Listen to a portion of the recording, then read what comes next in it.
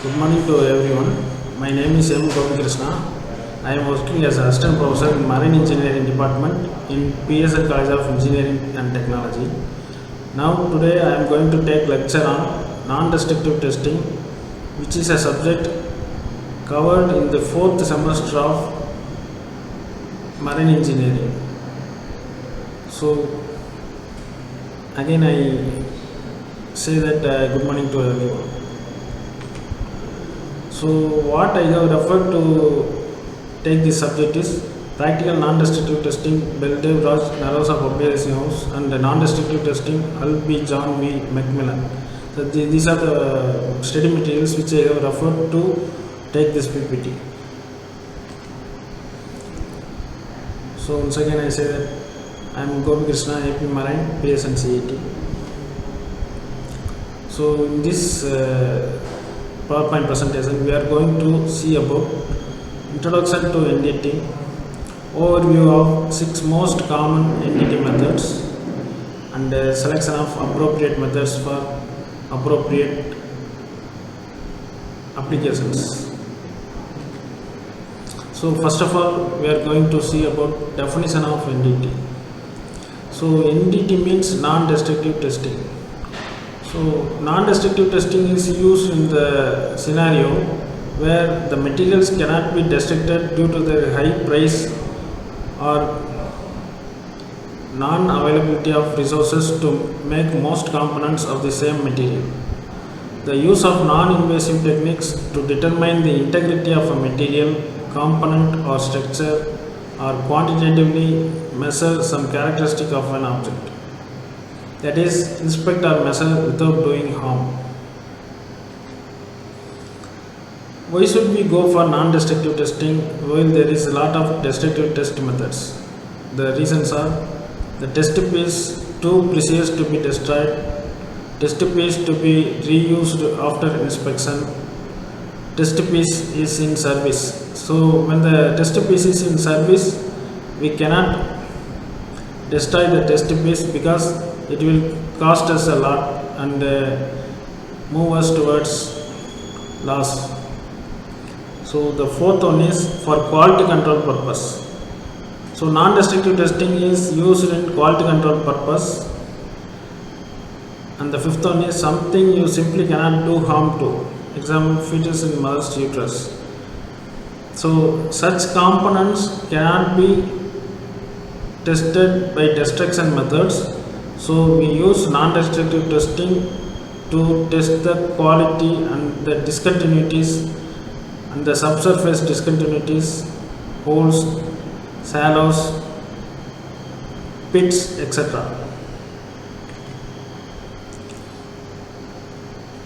The methods of NDT are thermography, magnetic particle inspection, acoustic microscopy, microwave inspection, visual testing, tap testing, X-ray inspection, acoustic emission, magnetic measurements, replication, eddy current testing, laser interferometry, ultrasonic testing, and flux leakage testing.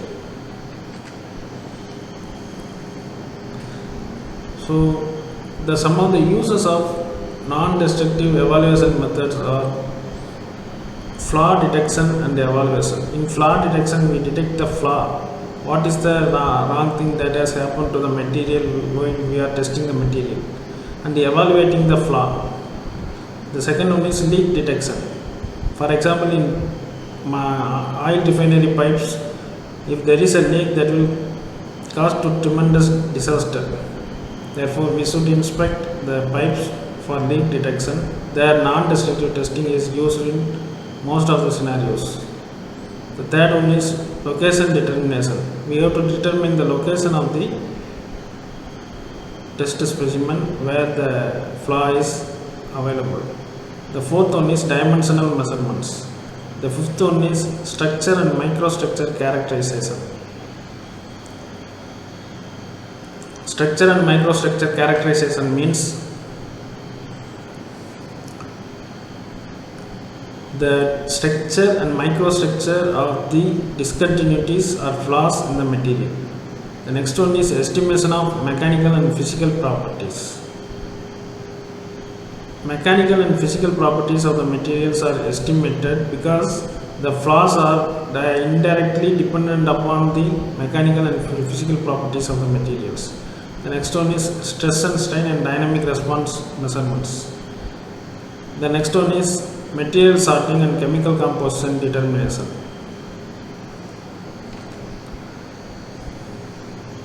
So the next slide is devoted to the topic of when are NDE methods used. NDE methods or applications are used at almost any stage in the production or life cycle of a component to assist in product development. So product has to be developed at any stage because of the market demand. So in that criteria, NDT is used to screen or sort incoming materials, to monitor, improve or control manufacturing process. So the manufacturing process is indirectly dependent upon the quality of the material, which is indirectly dependent upon the testing method.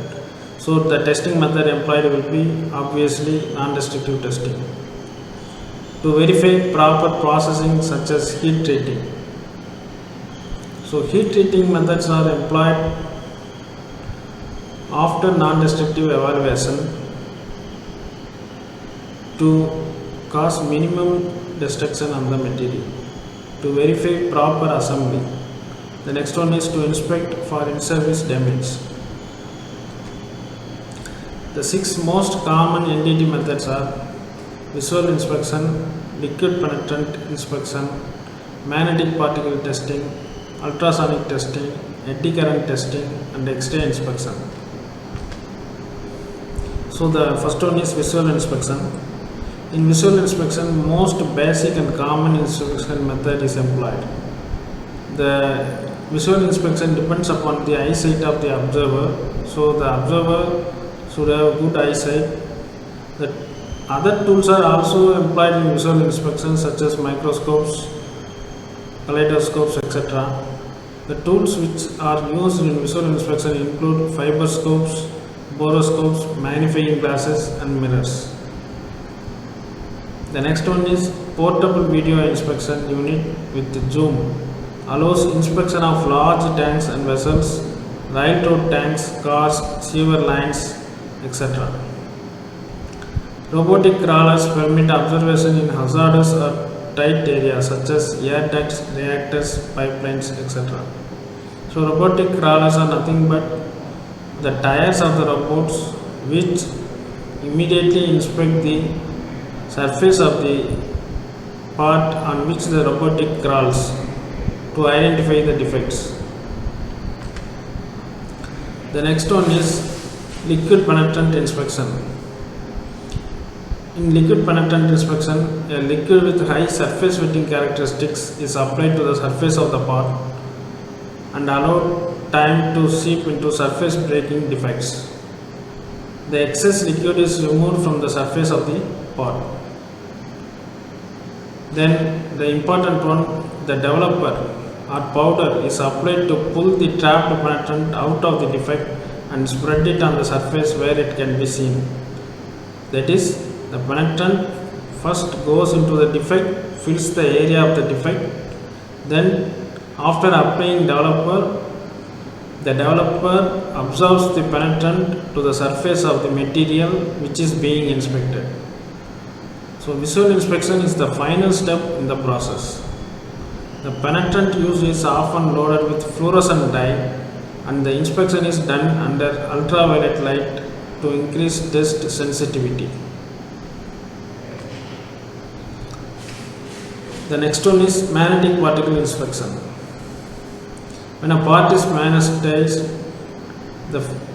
and when finely milled iron particles coated with a dye pigment are applied to the specimen, these particles are attracted to magnetic flux linkage fields and will cluster to form an indication directly over the discontinuity. So when the iron particles clutter among some areas, there we can identify that there is a flaw or defect there. This indication can be visually detected under proper lighting conditions. So in the figure we can see the magnetic particle crack indications. The next one is radiography. The radiation used in radiography testing is a higher energy version of the electromagnetic waves that we see as visible light. The radiation can come from an X-ray generator or a radioactive source. So in the radioactive source, radio waves are to the far left, that is they are having long wavelength. Microwaves are having somewhat smaller wavelength. Infrared are having even somewhat smaller wavelength. Then visible light is having the wavelength between infrared and ultraviolet. So radiography wavelengths are longer wavelengths. The next topic is film radiography. The part is placed between the radiation source and a piece of a film. The part will stop some of the radiation. Thicker and more dense area will stop more of the radiation. The film darkness will vary with the amount of radiation reaching the film through the test object. Brighter the light, less exposure. Darker the light, more exposure. These are some of the images which are obviously detected by radiographic images. Next one is eddy current testing. In eddy current testing, the coils are wound against a magnetic field. Eddy currents are developed due to the original magnetic field. So eddy currents are developed because of the alternating magnetic field developed against the original magnetic field. So conductive material is used as a basement. Eddy current testing is particularly well suited for detecting surface cracks, but can also be used to make electrical conductivity and coating thickness measurements. Here a small surface probe is scanned over the part surface in an attempt to detect a crack.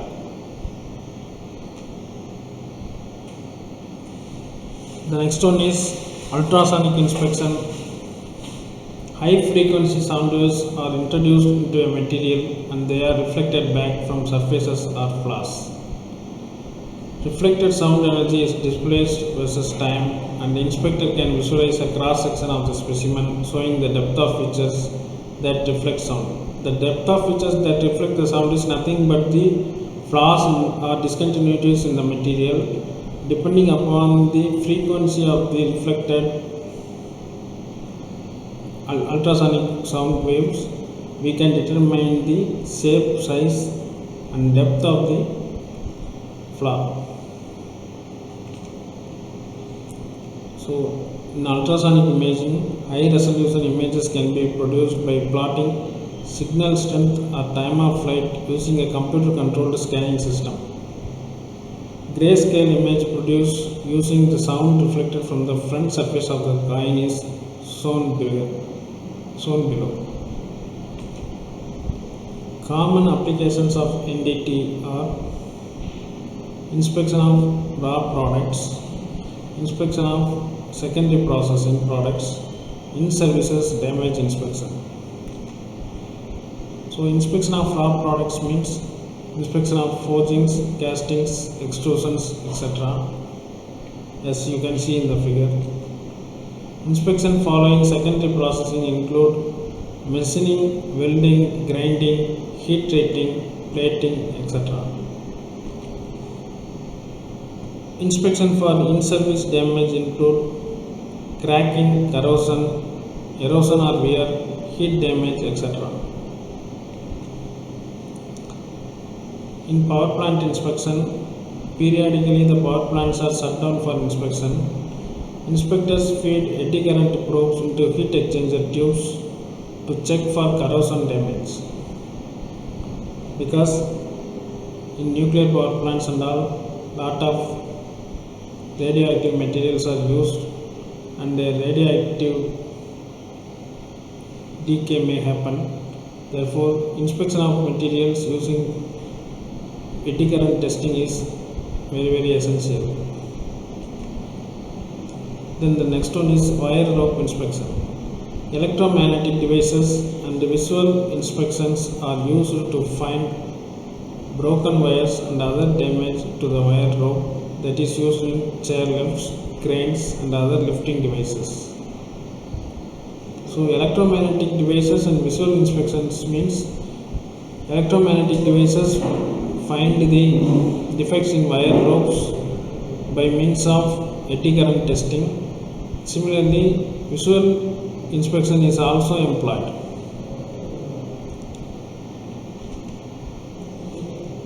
The next one is storage tank inspection.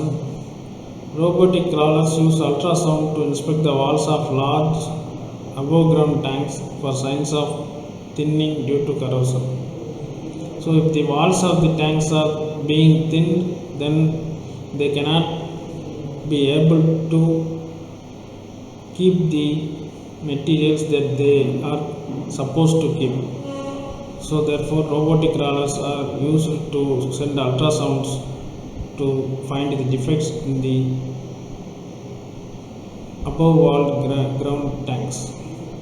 Cameras and long articulating arms are used to inspect underground storage tanks for damage. Non-destructive testing is also used extensively in aircraft inspection. NDT is also used to find cracks and corrosion damage during operation of the aircraft. A fatigue crack that started at the site of a lightning strike is shown below.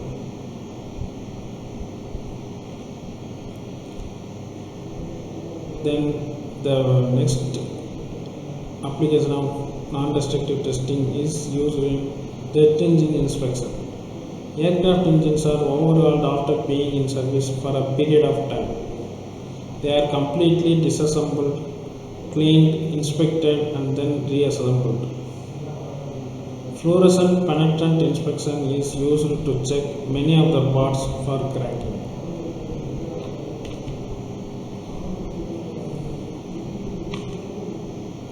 So in pressure vessel inspection also non-destructive testing method is used.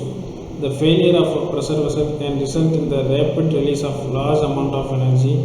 To protect against this dangerous event, the tanks are inspected using radiography and ultrasonic testing. In non-destructive testing is also used in rail inspection. Special cars are used to inspect thousands of miles of rail to find cracks that could lead to a derailment of the train. Non-destructive testing is also used in bridge inspection. For example, the United States has 578,000 highway bridges. Corrosion, cracking and other damage can all affect a bridge's performance. The collapse of the Silver Bridge in 1967 resulted in loss of 47 lives. Bridges get a visual inspection about every 2 years. Some bridges are fitted with acoustic emission sensors that listen for sounds of cracks growing. Then non-destructive testing is also used in pipeline inspection. NDT is used to inspect pipelines to prevent leaks that could damage the environment. Visual inspection, radiography and electromagnetic testing are some of the NDT methods used in pipeline inspection.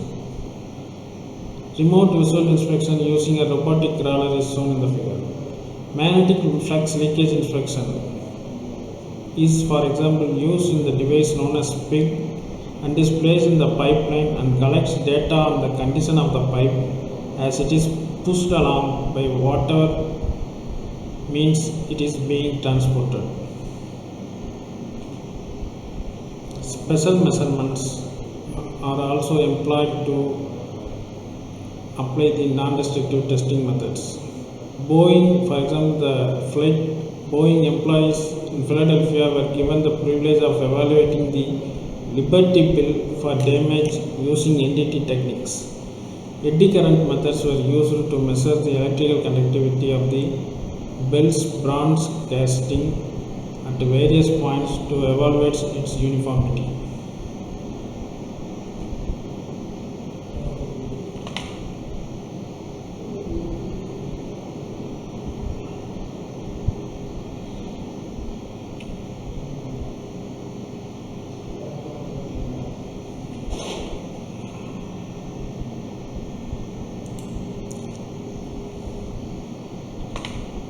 Then the next testing method or the important testing method used in non-destructive testing is ultrasonic testing method. We will see in detail about the ultrasonic testing method in the coming slides. So I prepared the PPT. The testing methods or the ultrasonic testing methods are divided into two types of testing methods. Or for common purpose, the non-destructive testing method is divided into many types. But before that, the testing methods are divided into destructive testing and non-destructive testing. Destructive testing, after testing the material, loses its functionality. For example, chemical analysis, mechanical properties, etc. Non-destructive testing method is used to determine the soundness of the material without affecting its functionality. NDT methods enhances the reliability of the components or product at manufacturing stage or in service. So the proper definition of NDT will be the use of non-invasive techniques to determine the integrity of a material, component or structure, or quantitatively measure some characteristics of an object. That is, the integrity of the material is determined. Integrity means the material should be without any surface or subsurface discontinuities. Quantitatively measuring means there should be very little damage present in the material. So the most commonly used methods of NDT are visual inspection, liquid penetration, magnetic particle testing, eddy current testing, radiography and ultrasonic testing. The applications of NDT methods include flaw detection and evaluation, leak detection, dimensional measurements, structure and microstructure characterization, estimation of mechanical and physical properties, stress and dynamic response measurements, material sorting and chemical composition determination. The applications of NDT methods include that they can be used at almost any stage in the production or life cycle of a component. So they are used to assist the product development, to screen or sort incoming materials, to monitor, improve or control manufacturing process, to verify proper processing such as heat treating, to inspect for in-service damage, etc.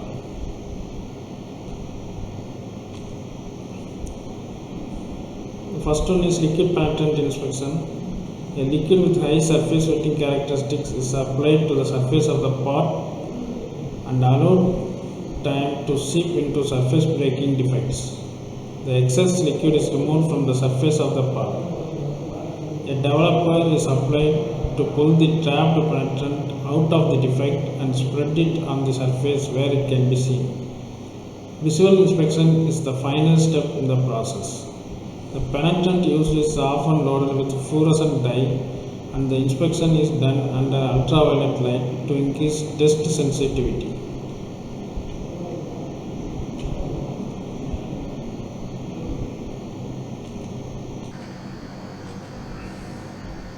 So the applications of NDT methods include eddy current testing is particularly well suited for detecting surface cracks, but can also be used to make electrical conductivity and coating thickness measurements. Here a small surface probe is scanned over the part surface in an attempt to detect a crack.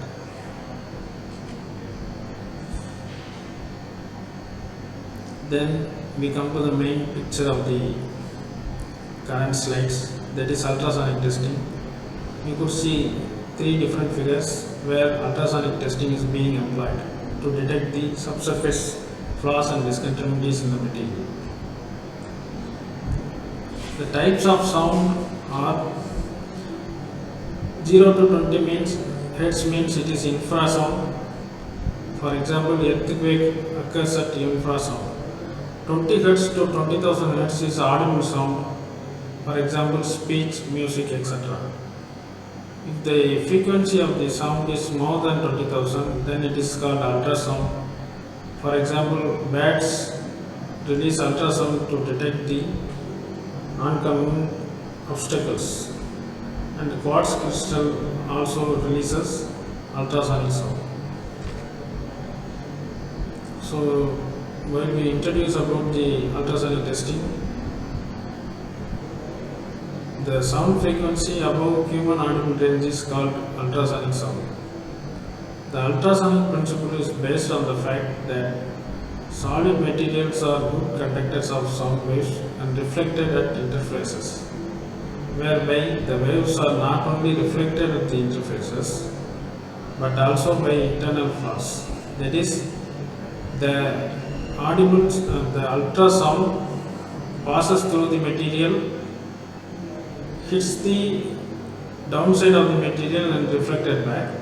Also, it is reflected back by the discontinuities present inside the or in the subsurface discontinuities of the material. A considerable amount of information about the part being examined can be collected, such as the presence of discontinuities, part or coating thickness, or acoustical properties, and can often be correlated to certain properties of the material. That is, the discontinuities, coating thickness, and acoustical properties can be determined with the help of ultrasonic testing. Some of the important parameters or definitions used in ultrasonic sound testing are resolution, the ability to detect nearby small defects separately is called resolution. The next one is sensitivity. The ability to detect the smallest defect is called sensitivity. The third one is attenuation. At a grain boundary, the wave is partly absorbed, partly scattered, and partly transmitted. So the sum of absorption and scattering is the attenuation of the wave. That is, the total amount of sound waves or frequency of the sound waves absorbed and the total amount of sound waves scattered. The difference is the attenuation. The next one is acoustic impedance. The resistance offered by the medium to the propagation of sound wave through it is called acoustic impedance. The next one is haze. At times when the material is very coarse means without finer grains, the material will be having larger grains, that is called coarse grained material. The waves are reflected from the grain boundaries and we get small echoes which are known as hazes or noise. Then we will see about the basic principles of sound. Sound is produced by a vibrating body and travels in the form of wave. Sound waves travel through materials by vibrating the particles that make up the material. So the sound is usually produced by the compression and rarefaction of atoms in the material, because atoms are the ultimate particles. The pitch of the sound is determined by the frequency of the wave. Ultrasound is sound with a pitch too high to be detected by the human ear.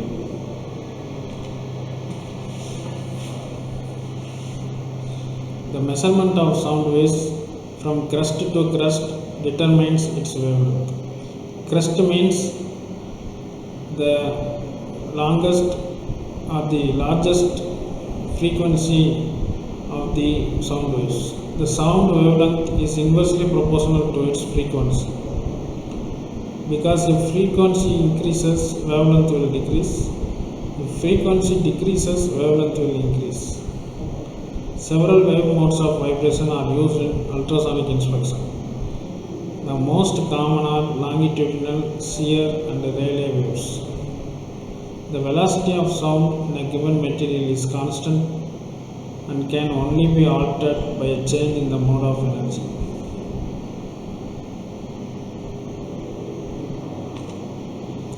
The longitudinal waves. If the particles oscillates in the direction parallel to the propagation of the wave, then it is said to be a longitudinal wave. So, if the particle oscillates in a direction parallel to the direction in which the wave is traveling, then it is called longitudinal wave. The properties of longitudinal waves include: it propagates by compression and rarefaction of the particles in the direction of travel. It can propagate in solid, liquid, and gases. It has the highest velocity and longest wavelength among all types of waves. So, longitudinal waves has the highest and longest wavelength. It has lesser attenuation than shear waves. That is, it is being absorbed very less.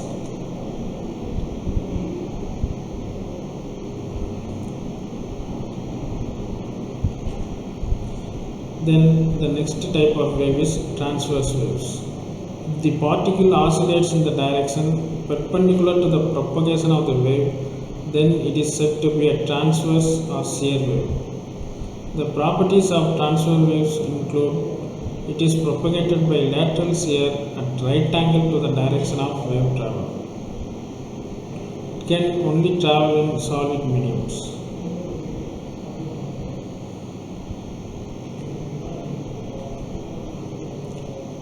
Then we are coming to the main picture, the ultrasound generation.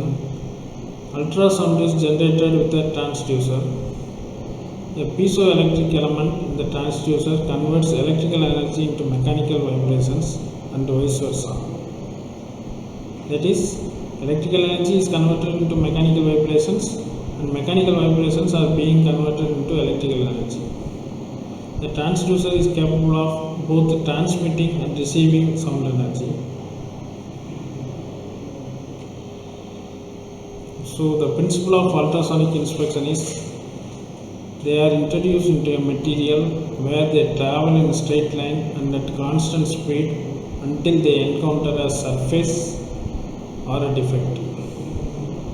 The probe has a piezoelectric crystal in it, which is excited by extremely short electrical discharge, causing it to vibrate and produce ultrasonic waves. That is, the piezoelectric crystal is excited by extremely short electrical discharge, causing it to vibrate. So, the piezoelectric crystal vibrates. Due to the vibration of the piezoelectric crystal, the ultrasonic waves are produced. The probe is coupled to the surface of the test object with a liquid or coupling paste, so that the sound waves from the probe are able to be transmitted to the test object. That is, the sound waves produced from the piezoelectric crystal are transferred to the object which is being tested through a liquid base. The operator then scans the test object. That is, he moves the probe evenly to and fro across the surface. In doing so, he observes the instrument display for any signals caused by reflections from internal discontinuities. So, if there are any internal discontinuities, then ultrasonic sounds are reflected back. The next one is principle of ultrasonic inspection. At surface interfaces, some of the wave energy is reflected and some is transmitted. The amount of reflected or transmitted energy can be detected and provides information about the size of the reflector. So, So we can even analyze the size, shape and structural integrity of the material being tested using this ultrasonic inspection.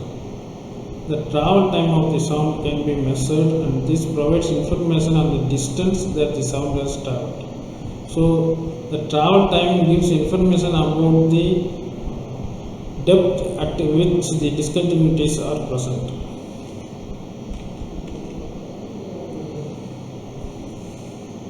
So behavior at an interface. The reflection takes place at an interface due to the difference in acoustic impedance of the two mediums.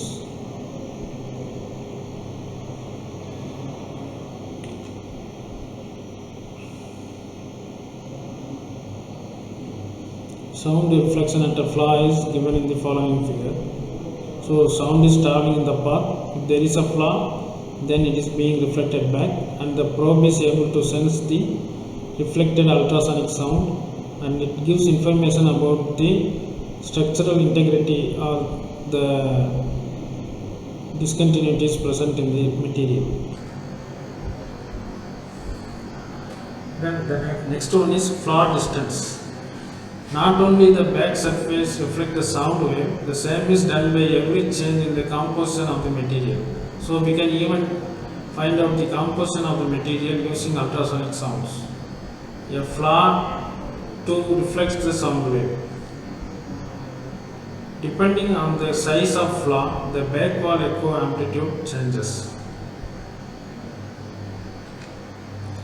The flaw distance change in depth of flaw changes the position of defect echo on screen. So we can directly determine the depth of the flaw or discontinuity present in the material. When the flaw is near the probe, the defect echo is near the initial pulse. So that is how we are able to frame out the position of the flaws or discontinuities. As the flaw changes its position, its defect echo also moves accordingly. However, the defect echo would always lie towards the left of the back wall echo, because the back wall is at a distance very larger than the discontinuities or defects are present.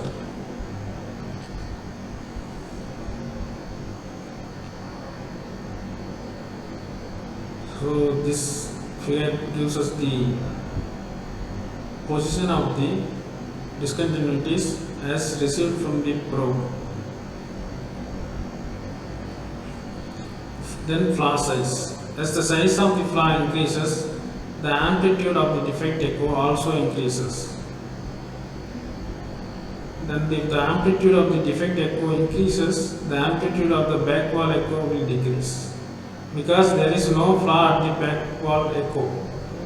So if the amplitude of the defect echo increases, then we can directly determine that there is a very big defect very near to the back wall or in the middle of the component.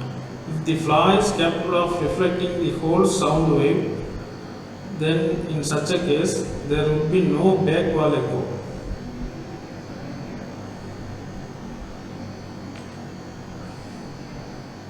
So in the figures you can see the flaw size and the reflected ultrasonic sound waves. The test techniques being employed in ultrasonic sound are: ultrasonic testing is a very versatile inspection method, and inspections can be accomplished in a number of different ways. Ultrasonic inspection techniques are commonly divided into three primary classifications: pulse echo and through transmission. It relates to where reflected or transmitted energy is used. Normal beam and angle beam. It relates to the angle that the sound energy enters the test article. Contact and immersion. It relates to the method of coupling the transducer to the test article.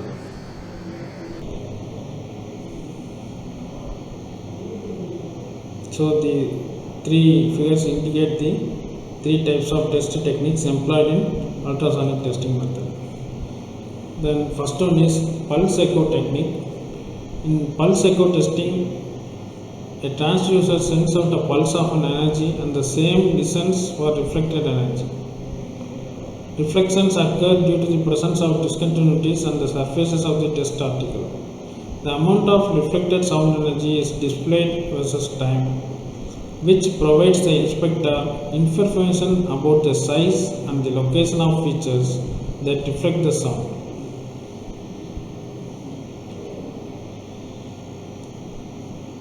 In pulse echo technique, digital display is being shown here.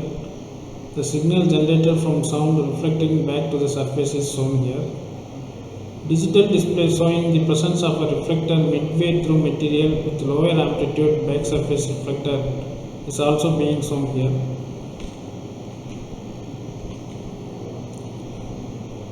The next one is through transmission. Digital display showing loss of received signal due to presence of a discontinuity in the sound field is shown here. The next two techniques are normal and angle beam. In a normal beam testing, the sound beam is introduced in the test article at a 90 degree to the surface. So in test article, the sound waves propagate at an angle of right angle to the surface of the material. In angle beam testing, the sound beam is introduced into the test article at some angle other than 90.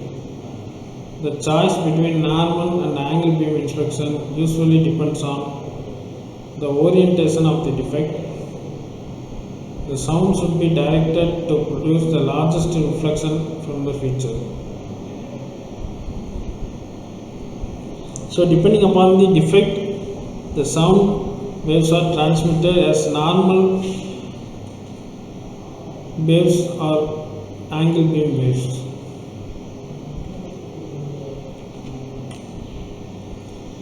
Then we will see something about transducers.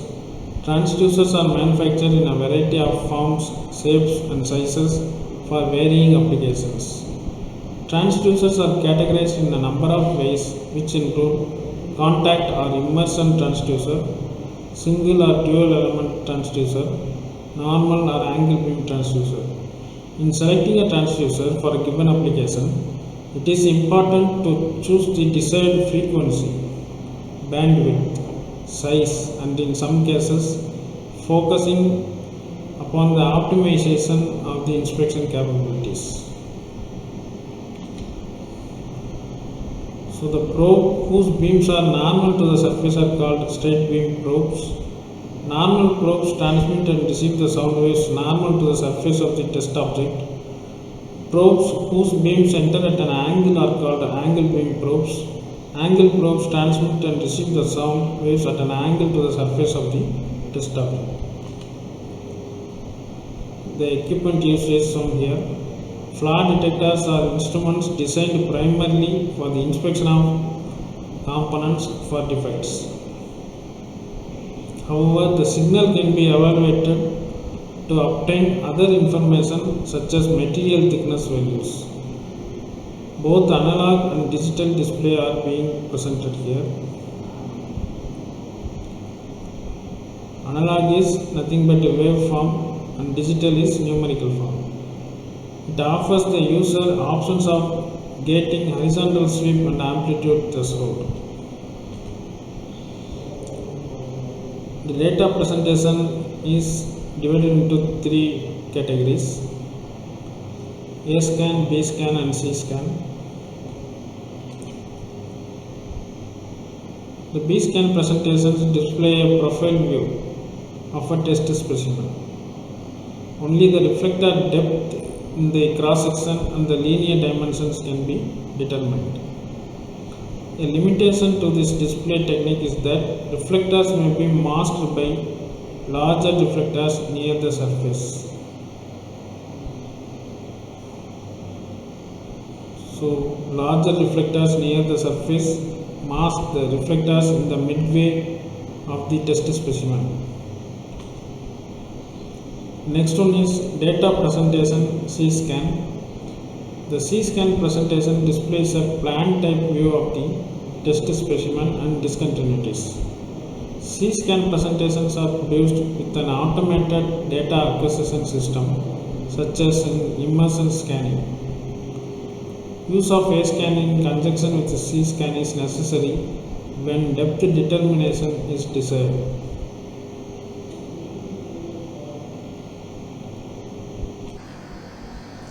Advantages of ultrasonic testing include it is sensitive to both surface and subsurface discontinuities. Depth of penetration for flaw detection or measurement is superior to other methods. Only single-sided access is needed when pulse echo technique is used.